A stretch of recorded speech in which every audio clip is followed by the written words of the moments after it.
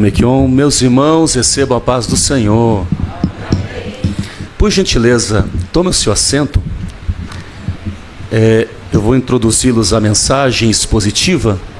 Então, permaneça sentado, por gentileza, você vai acompanhar com a gente. Evangelho de Marcos, capítulo de número 8, por gentileza. Obrigado, pastora Mequion.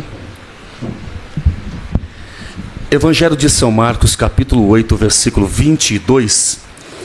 Eu quero ler com você e eu quero compartilhar algumas coisas que o Senhor tem colocado ao meu coração. Marcos capítulo 8, verso 22. Chegou a Betsaida e trouxeram um cego e rogaram-lhe que tocasse.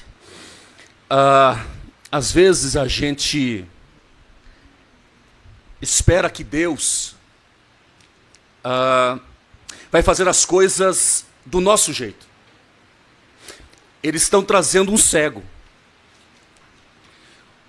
A problemática aqui não é trazer o problema para Jesus. O problema não é eu vir na casa de Deus e trazer os meus problemas, as minhas dificuldades diante do altar de Deus. O problema é como eu determino como é que Deus tem que fazer. O problema não é trazer o cego. O problema é eu determinar como o cego tem que ser curado.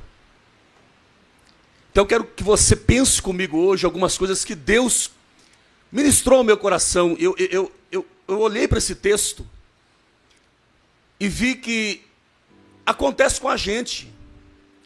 A gente entra num ambiente como esse. A gente entra no ambiente de casa de Deus, trazendo as nossas dores, trazendo as nossas indagações, trazendo os nossos problemas diários. Só que quando nós chegamos aqui para apresentar diante do altar de Deus, a gente quer, já aconteceu comigo, Deus, eu estou colocando diante do Senhor, mas se o Senhor puder, faz assim, assado, desse jeito, dessa maneira. Então o problema não é eu trazer o meu problema para Deus, mas eu falar para Ele como é que Ele tem que fazer.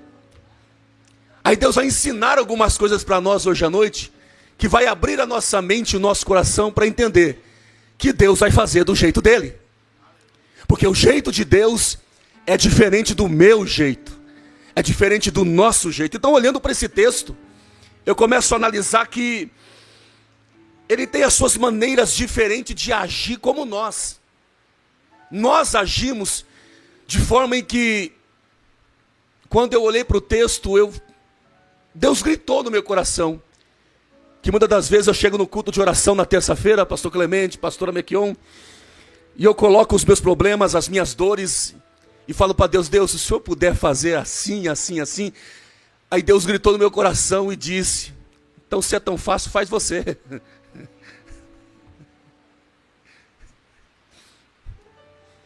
Aí Deus traz a gente sentar aqui hoje para dizer, eu vou lhe mostrar como é que eu faço as coisas do meu jeito. Eu tomo esse púlpito com muito temor, não apenas com a palavra expositiva, mas essa palavra vai decidir algumas coisas dentro do meu coração e do teu coração, que vai mudar alguns conceitos que a gente está acostumado a viver e que poderá mudar.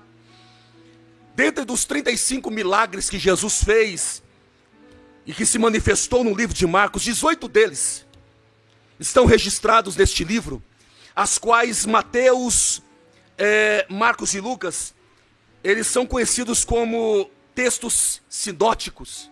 Eles, na verdade, eles têm praticamente quase a mesma ideia, a mesma visão.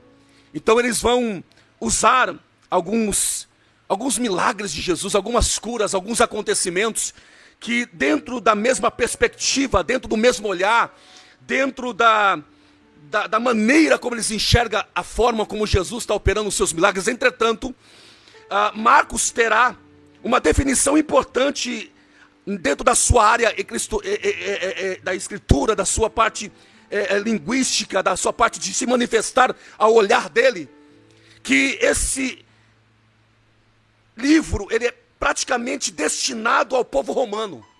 Ele quer mostrar um Cristo a Roma, aos romanos, um Cristo não apenas milagreiro, mas o Cristo que muda e transforma vidas e pessoas. Não é apenas o Jesus que faz, mas também o Jesus que é. Não é apenas o Jesus que irá fazer, mas o Jesus também que irá voltar. Então ele traz essa visão apenas para o povo romano, dentro desses livros sinóticos. Ele está falando específico para o povo romano, mostrando esse Cristo, que não é apenas o Cristo que vai fazer, mas também revelando o Cristo que é o Deus verdadeiro, o único Deus que há.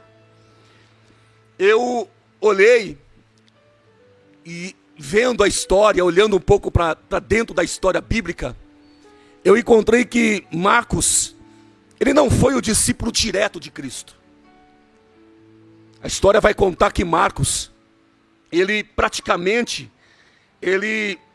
não teve o privilégio de ser chamado dentro da comissão do Evangelho de Lucas, capítulo 6, versículo 11 e versículo 12, quando o Senhor vai descer do monte e vai escolher os seus 12 discípulos. Então, dentro disso, Marcos, ele não está naquele dia, por isso ele não é escolhido.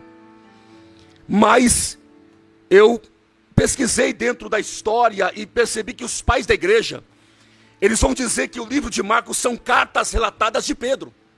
Até porque Pedro, ele vai chamar em 1 Pedro, capítulo de número 5, versículo 13, ele vai chamar Marcos de filho. Não na questão de filho da sua genealogia, mas filho da fé. Então Pedro, ele vai relatar a história que Marcos está contando de forma de cartas. E esse Pedro, dentro do seu ministério, ele vai abraçar Marcos e vai chamar ele de filho. Escute isso aqui. Deus esta noite nos traz uma palavra para abrir a nossa mente para dizer: você e eu não precisamos falar para Jesus como é que deve ser feito. Como é que Deus tem que fazer? O importante é deixar Deus fazer. Deus não precisa de nossos conselhos. Somos nós que precisamos dos conselhos de Deus. Vale um amém aí? Atos capítulo 12, versículo 3 ao 5. Põe para mim, por gentileza. E vendo que isso agradara aos judeus, continuou, mandando prender também a Pedro, e eram os dias dos asmos. E havendo prendido, o encerrou na prisão, entregando-o a 4 quaternos de soldados, para que o guardassem, querendo apresentá-lo ao povo depois da Páscoa. Escute isso aqui. Por ele escrever principalmente para os romanos, é aqui que eu quero que você pare. O texto histórico está vinculado ao momento mais difícil que a igreja está vivendo, que os cristãos estão vivendo, que é uma perseguição. No ano 64 depois de Cristo, até o ano 70, o Império Romano, ele vai começar a julgar. E esse momento de perseguição e de trevas, que a igreja vai viver até o ano 70 depois de Cristo, o imperador Nero, a história conta que ele praticamente incendiou a cidade de Roma com fogo, e dos 12 distritos, dos 14 distritos, 10 ele colocou fogo.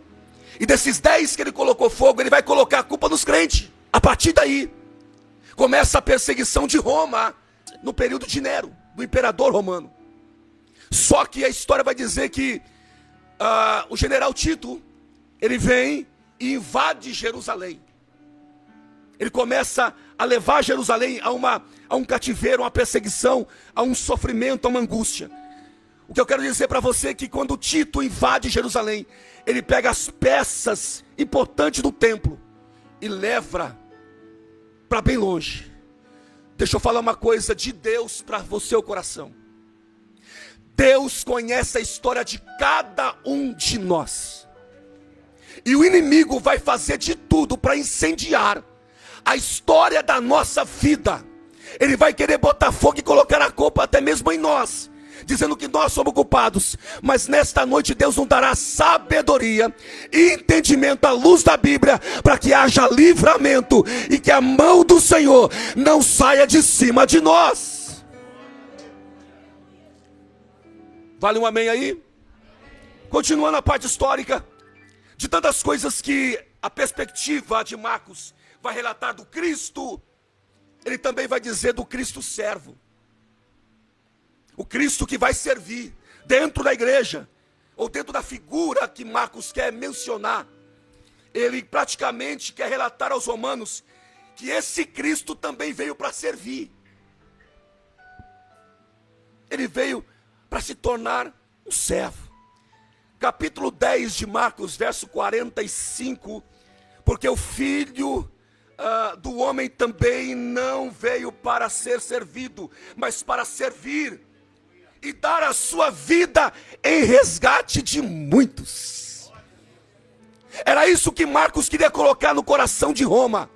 Esse Cristo aí não é só o Cristo milagreiro, é o Cristo que muda a história do ser humano, é o Cristo que se torna servo para servir e mais, para resgatar vocês. Eu não sei vocês, mas este ano ao meu coração Deus gritou, e eu vou gritar no seu, é ano de resgate.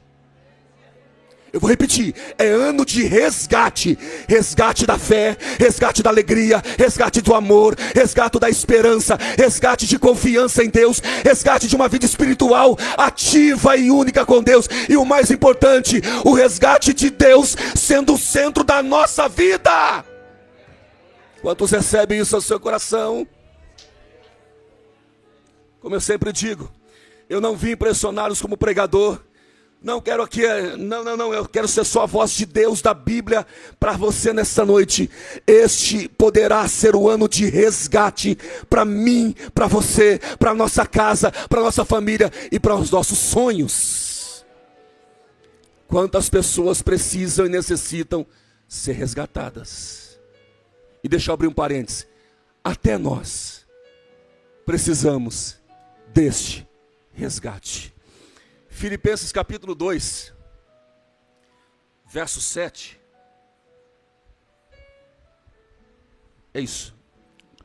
Mas aniquilou-se a si mesmo, tomando a forma de servo, fazendo-se semelhante aos homens. Ele conhece os nossos limites. Ele conhece as nossas limitações, nossas fraquezas, nossos momentos de dizer eu não aguento mais. Nesta noite este é o Cristo que está aqui para nos servir, não apenas como um servo, mas para dizer, eu sei o que você passa, eu sei o que você sente, eu sei as dúvidas que você tem, mas também sei que você é capaz de abrir o coração e receber a minha vida em sua vida. Eu trouxe uma palavra hoje ao seu coração, como veio ao meu, de entender que Marcos, ele vai usar a palavra servo, que no grego, ele é doulos, que quer dizer o homem sem vontade própria. Ele praticamente vai decidir fazer a vontade do seu Senhor. Que esta palavra seja também em nós, a vontade de fazer a vontade do nosso Senhor. Uma das coisas mais lindas que nós cantamos aqui na nossa igreja é que tem um hino que diz, não sou mais servo, mas sou amigo. Deus quer voltar, olhe para mim, a ter o relacionamento de intimidade. Eu não sei o que aconteceu em 2024 na sua, eu sei o que aconteceu na minha. Mas que este ano eu possa estar novamente, ter uma vida de relacionamento íntima com Deus, de dizer, eu não vou determinar como é que o Senhor tem que fazer, eu só preciso que o Senhor faça. E se o Senhor ainda não fazer, o Senhor vai continuar sendo o Deus da minha vida. Quantos acreditam nisso? Quantos recebem isso para a sua vida nessa noite? Outro detalhe importante do livro de Marcos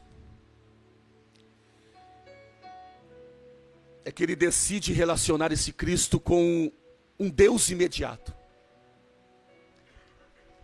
Esse detalhe que eu olhei, a palavra imediatamente, ele aparece pelo menos umas 40 vezes no livro de Marcos. Nos 16 capítulos, ele vai praticamente mostrar um Deus que faz tudo de modo instantâneo, mas também um Deus que faz de maneira processual. Tem milagres que Deus vai fazer imediatamente. Essa palavra imediatamente está expressa neste livro pelo menos 40 vezes. Mas só que também a expressão do Deus que vai fazer um processo, ele é um processo assim, um longo tempo. Alguém aqui já tomou soro?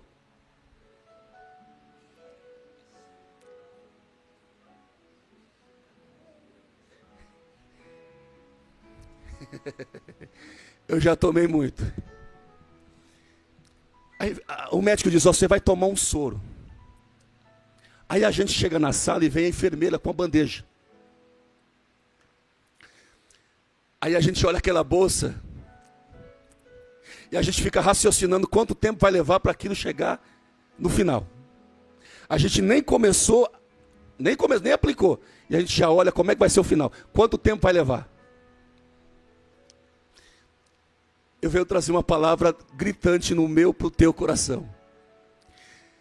Deus, em alguns momentos da sua vida, vai tratar a gente igual o período do soro. De gota em gota. A enfermeira vem, escute isso aqui, Júnior, eu tive que anotar isso aqui. Ela diz assim, olha, vai explicar algumas coisas, dá uma orientação, ó, isso aqui é o soro, aí ela vai colocar um medicamento no soro. Ela tem uma agulha, é grande, e ela aplica o medicamento no soro. E quando ela aplica, ela diz assim, ó, tem um processo de diluição do soro com medicamento. Aí ela diz assim, ó, só que eu vou diminuir a pressão aqui, porque se for muito rápido, sua veia pode queimar, as artérias podem queimar, porque o medicamento é muito forte. Então eu vou diminuir aqui a pressão, e aí você olha assim, e ela diz, vai demorar um pouco. Eu já vivi isso. Eu cheguei até a dormir. E às vezes eu acordo e o negócio ainda não terminou.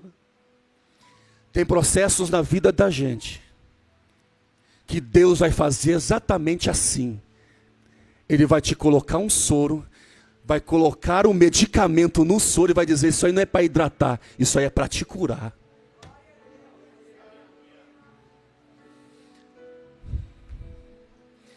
Igreja evangélica apostólica, como Deus guarda a minha vida, guarda a tua vida. Deus nesta noite está dizendo, eu posso fazer sim, rápido, posso. Mas vai doer. Então eu quero que você viva o processo da gota.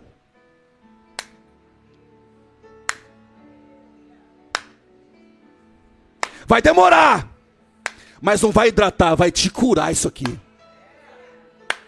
Tem processo que vai ser lento, é gota, ao ponto de você receber a palavra de Deus, eu descansarei no Senhor. Por quê? Porque eu sei que ela já está conectada na minha veia, eu sei que aquilo que está recebendo não vai me hidratar, vai me curar, e quando eu levantar, eu vou levantar sarado, eu vou levantar curado, eu vou levantar limpo. Quantos estão entendendo e pode glorificar a Deus? Só que, Júnior, já aconteceu com você? Comigo sim. O problema não é o início, o problema é o final. Sai todo mundo de perto, pastor Clemente. Aí lá vai, eu pego, tiro o negócio daquele e vou lá no médico. Ó, já acabou. Eu vou para a enfermeira e diz, ó, já acabou, ó, pode tirar. Aí ela olha e diz assim, acabou não. Tem um restinho aí. Aí sabe o que ela diz? Mas pode tirar, já diz assim, não, é esse restinho aí que fará toda a diferença. Não queira tirar o que o Espírito Santo colocou em você. Não queira tirar só porque você acha que está no raso. Porque esse raso fará toda a diferença quando diluir tudo na sua veia e você se levantar e a enfermeira te dizer: agora o senhor está pronto, agora o senhor está liberado, agora o senhor pode ir embora. E você pode ter certeza que aquele medicamento vai te dar um longo tempo para você resistir, continuar de pé.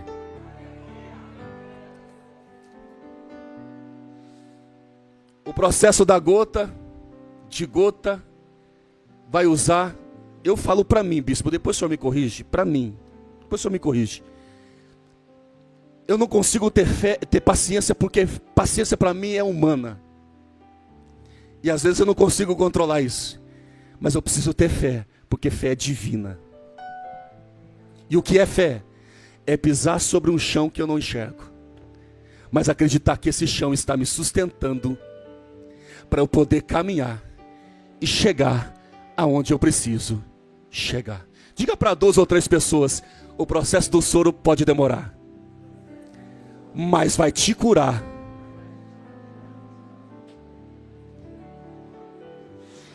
Quem decide o tempo não é o remédio.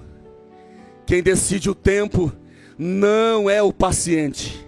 Quem decide o tempo é o médico. Você vai sentar, você vai esperar tudo isso aí entrar, e quando terminar mesmo de verdade, você está liberado.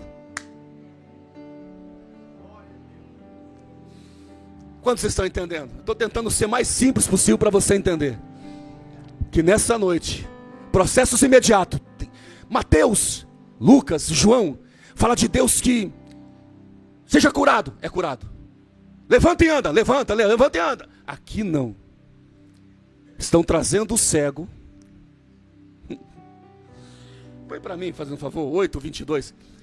Lê o 23 para mim, pastor, por favor. O 23. Olha o que está acontecendo com esse homem, depois que trouxeram ele. Tomando o cego pela mão.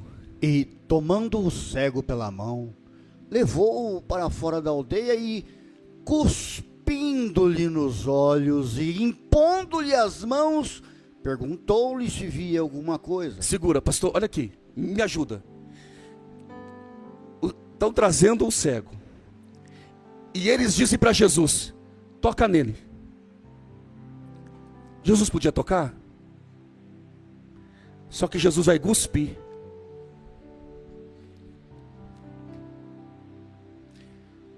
Você não acha meio estranho? Eu não quero entrar em detalhes, mas Deus nessa noite não vai fazer como o homem quer que seja feito. Tem coisas que Deus vai fazer na sua e na minha vida que não vai ser do jeito que eu apresento e quero que Ele faça. Ele vai fazer até de modo estranho, ao ponto de você olhar e dizer assim: mas é assim? Eu vou gritar no seu como Deus gritou no meu: Anderson, fica quieto, só recebe. Anderson, fica quieto, deixa só eu fazer. Não dá palpite. Eu sou o Senhor de todas as coisas. Você lembra do sonho de José? Lembra? Deixa eu só sair rapidinho. Já vou passar por isso, já vou terminar. Lembra do sonho de José? Eu fico imaginando, pastor Clemente, o Senhor colocando um soro aos 17 anos. E José, ele vai ser vendido. E eu escrevi isso aqui. Eu quero compartilhar com você que quando José está no calabouço, ele vai interpretar o sonho do padeiro e do copeiro. Aí ele diz: um morre, outro vive. Só que olha o que José diz: quando vocês estiverem lá, lembra de mim. Lembra de mim.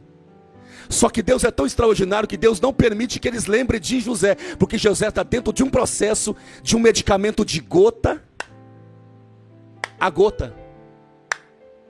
O medicamento, o soro de governador já estava injetado nele, mas tinha um período de tempo de processo para que as coisas acontecessem na vida de José. Até que Deus permite o faraó ter um sonho. E quando ele tem um sonho, ele diz: tem alguém aqui que pode interpretar? Aí alguém diz: tem o José. Onde ele está? Está aqui embaixo. Traz ele. Olha o que a história de Gênesis vai contar. E eu achei extraordinária. Eu escrevi isso aqui porque eu achei lindo.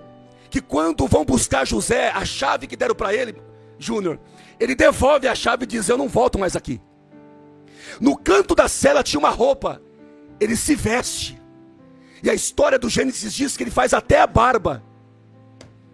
Deixa eu te falar uma coisa de Deus. Quando você passar, eu passar pelo processo desse soro de medicamento que Deus colocou em nós, e quando terminar, recebe essa palavra: você não será apresentado diante da sua promessa abatido ou fragilizado. Tem roupa nova para você, tem aparência nova para você. Tem gente que chega abatido no hospital, mas quando recebe um medicamento forte, ele sai diferente, ele sai levantado, ele sai com o rosto melhor. Recebe esta palavra. Todo culto aqui tem um culto que o doutor Jesus vem e coloca medicamento. Você não vai sair do culto com a mesma aparência que você entrou. Recebe esta palavra como eu recebi. A nossa aparência vai mudar, vai mudar, vai mudar. Aí alguém diz: mas eu sou assim mesmo. Mas Deus não vai te querer assim mesmo.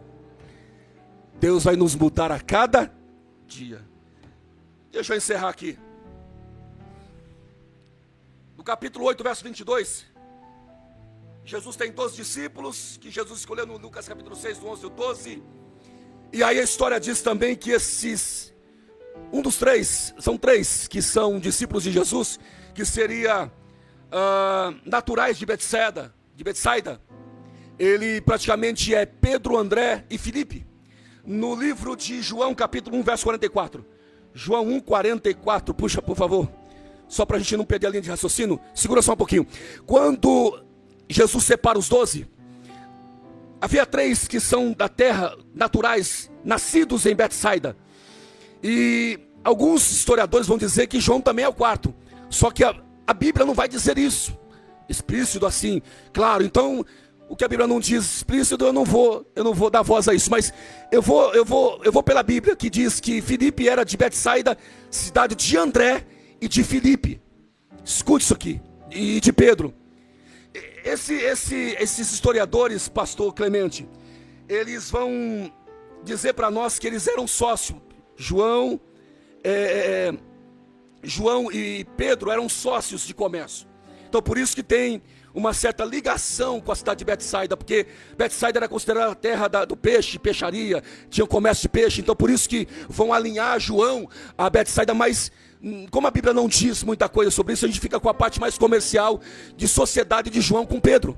Então a história dizendo isso, ele vai mostrar para nós que aquela cidade, no versículo 22, Jesus já havia ido muitas vezes ali, fazer alguns e grandes milagres.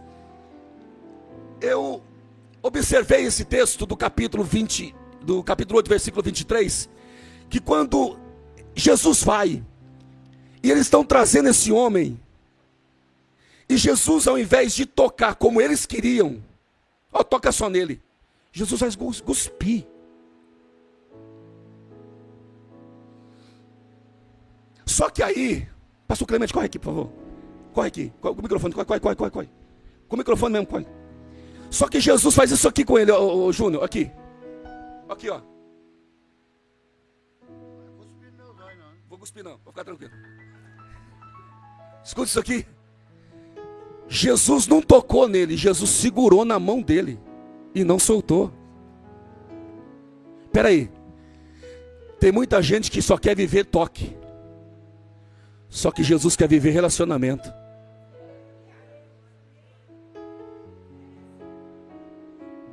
Tem gente que vem aqui só para receber a cura e ir embora. Só que Jesus quer falar: não, eu sou mais que isso na sua vida. Tem gente que quer entrar aqui só na base do interesse. Quantas pessoas já foram curadas e não voltaram mais?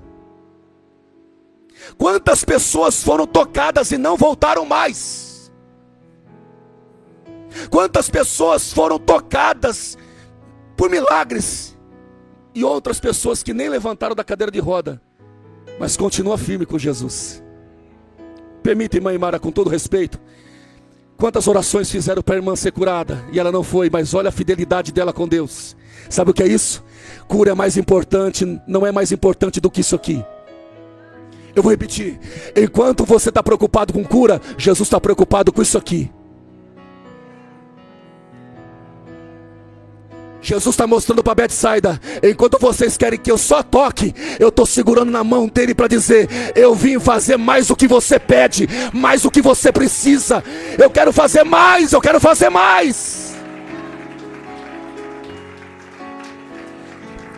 Agora, bispo, é minha interpretação, é minha. Foi para mim que veio essa palavra. Se você pegar, pega. Se não pegar, não pega não. Para mim. Sabe por que Jesus cuspiu e muita gente fala é nojento? Porque tem coisas que Deus vai fazer na minha vida que para outros pode ser nojento, pode não ser importante, pode ser insignificante, pode não valer nada, mas sou eu que estou recebendo aqui. Sou eu que estou recebendo aqui. Sou eu que estou recebendo aqui.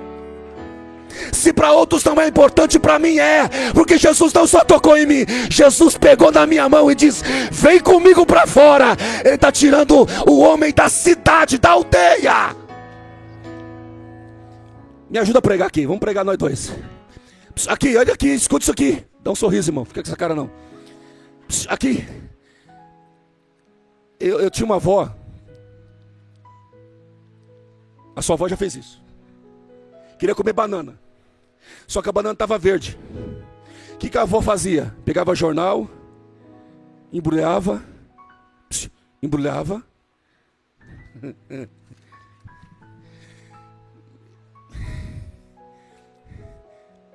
Ela ia para o fogão velho, colocava lá no fundão e deixava lá alguns dias. Mas eu queria comer a banana naquela hora. Ela diz: está verde. Escuta isso aqui. Só que depois de alguns dias, pastor Marcílio, ela é no mesmo lugar, pegava a banana, desembrulhava e estava madura. Tem processos na vida da gente que Deus vai nos tirar do palco, nos tirar do altar e vai te levar para o secreto e escondido e escuro.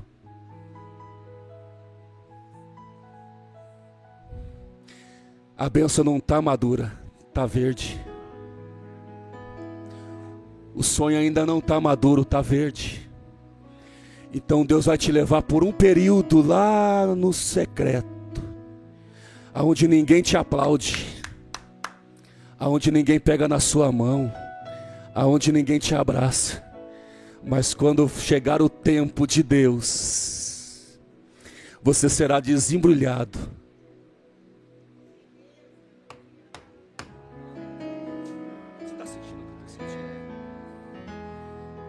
Vai ser desembrulhado, e quando olhar, dizer: não é que está maduro?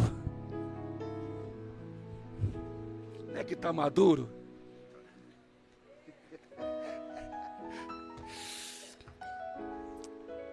Obrigado, pastor Clemente. Está maduro. Levante a sua mão. Há tempo determinado para todas as coisas debaixo do céu. Tudo tem sua hora, tudo tem o seu tempo, tudo tem seu momento. Eu passei 21 anos sentado onde o Júnior está aí, ó. 21 anos. E eu não entendia o tempo. Mas quando chegou o tempo, Deus disse: agora está maduro. Você estava verde, está maduro. Porque tinha aqui um soro que o medicamento precisava entrar dentro da veia para dizer: eu não vou te hidratar, eu vou te curar. Às vezes você fica sentado aí anos e anos e não vê nada. Recebe essa palavra pelo Espírito. Você está no soro do medicamento. É gota. É gota. É gota. Você olha, não acaba. Você olha, Elton, não acaba. Só que a hora que acabar, o médico vai dar o receituário e diz: está liberado, vai viver, vai aproveitar. Vai viver, vai aproveitar. Só quem acredita dá um grito para o céu te ouvir. Eu vou acabar agora. Eu acabo agora. Agora. Encerro dizendo o seguinte. Jesus vai denunciar essas 3 cidades. Betsaida, Corazim e Cafarnaum. Mateus capítulo 11, versículo 20. Abre para mim, por favor. Por favor, lê para mim. Então começou ele a lançar em rosto as cidades onde se operou a maior parte dos seus prodígios, o não se haverem arrependido, dizendo: ai de ti, Corazim! Meu Deus! Ai de ti, Betsaida! Porque se em Tiro e em Sidom fossem feitos os prodígios que em vós se fizeram, há muito que se teriam arrependido com um pano de saco grosseiro e com cinza. 22.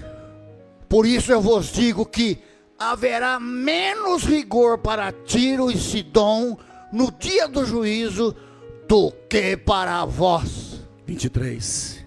E tu, Cafarnaum, que te ergues até os céus, será abatida até os infernos, porque se em Sodoma tivessem sido feitos os prodígios que em ti se operaram, teria ela permanecido até hoje. Porém eu vos digo que haverá menos rigor para os de Sodoma no dia do juízo do que para ti. Do que para ti. Olhe para mim e eu encerro. Maior que a cura é o arrependimento. 3 cidades Jesus denunciou. Aqui eu não volto mais. Betsaida, Corazim, Cafarnaum. Quantos milagres Jesus fez lá dentro e nunca houve arrependimento. Tiro e Sidom eram terras e províncias politeístas de vários deuses. Serviam vários deuses. Aí Jesus vai no capítulo 8, versículo 22 de Marcos para dizer: eu pego na sua mão e põe você para fora da aldeia, porque eles não merecem ver o que você vai viver aqui fora. Escute e eu encerro. Tem gente que Deus não vai curar, porque Jesus quer que haja arrependimento. Tem pessoas que só buscam cura, mas nunca se arrependem. Jesus denunciou essas 3 cidades. Quantos milagres Jesus fez em Cafarnaum? Quantos milagres Jesus fez em Betsaida? E nunca houve arrependimento. Irmãos, nós entramos muitas das vezes na igreja, no culto, para pedir cura. Só que Jesus vem gritar no nosso coração: maior que a cura é arrependimento. O que nós precisamos este ano não é apenas de vivermos grandes milagres, mas são grandes arrependimentos. E esta coisa de arrependimento não é de fora para dentro, é de dentro para fora. Jesus grita no nosso ouvido do coração hoje: eu sei que eu posso fazer imediatamente, mas este processo não é só para cura, é para que haja arrependimento. Eu guardo a minha palavra no coração e digo a única frase: o que falta para nós vivermos um verdadeiro arrependimento. Sabe o que falta?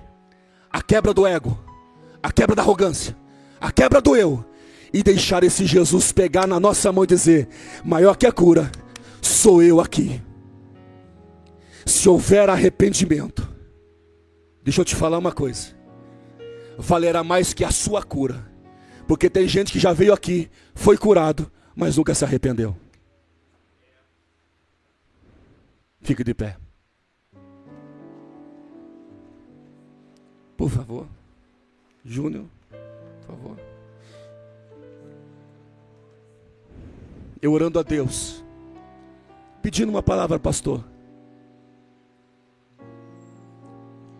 Domingo passado foi uma mensagem extraordinária que o pastor Mequion trouxe para nós de avivalística. E quando Deus trouxe essa palavra no meu coração, Ele gritou dizendo: vai calmo, vai suave e vai tranquilo. Porque eu sou um pregador pentecostal. Mas só que hoje Deus veio de forma diferente, Marcos. Trazendo a consciência de que nós podemos mudar conceitos. De dizer para nós mesmos, Deus não fará do jeito que eu quero.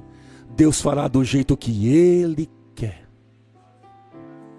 Não vou te convidar a vir na frente hoje, não. Mas que esta palavra seja guardada no teu coração para dizer: maior que a tua cura é o arrependimento.